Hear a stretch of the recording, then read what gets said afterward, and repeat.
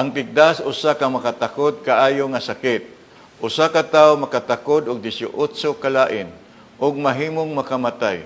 Labi na sa mga bata, dali kining mukuyanap og makahatag og mga komplikasyon sama sa pulmonya, dehydration ug infeksyon sa utok o kon encephalitis nga mahimong magpakita og mga sintomas sama sa hilanat, kumbulsyon o pagkawala sa panimuot nga posibleng moresulta sa kamatayon ang mga bata nga wala mabakunahan batok sa tigdas. Ang adunay pinakataas nga risgo nga matakdan o maapektuhan sa grabe nga mga komplikasyon busa.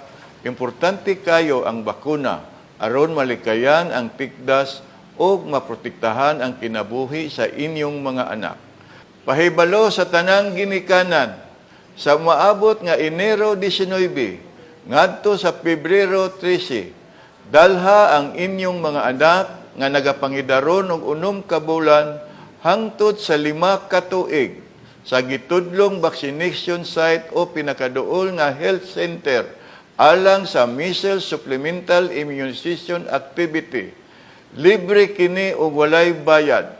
Luwas og importante ang bakuna para sa proteksyon sa inyong mga anak. Sa panglawas sa katawhan, kauban taoy!